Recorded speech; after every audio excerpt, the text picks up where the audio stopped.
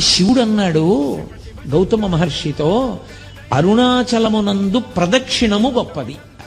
అరుణాచల ప్రవేశమునకు ముందు, అరుణాచల ప్రవేశము తరువాత అని జీవుడికి విభాగం చేస్తారు.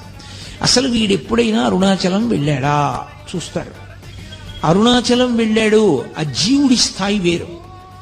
అరుణాచలం వెళ్ళలేదు, ఆ జీవుడి స్థాయి వేరు. ఇప్పుడు అరుణాచల ప్రవేశం చేశాడు, గిరి ప్రదక్షిణం చెయ్యాలి, ఆ గిరికి ప్రదక్షిణం చెయ్యాలి తాను. ఆ కొండకి ప్రదక్షిణం అంటే శివుడికి ప్రదక్షిణమే. ప్రదక్షిణం అన్న మాటకు అర్థం మీరు బాగా గుర్తుపెట్టుకోవాలి. ఏ బిందువు దగ్గర మీరు బయలుదేరారో తిరిగి ఆ బిందువు దగ్గరికి వచ్చేయాలి. కుడి చేతి వైపుకి మీకు కొండ ఉండాలి, ఉండేటట్టుగా తిరిగి రావాలి. అలా తిరిగి వస్తే దానికి ప్రదక్షిణ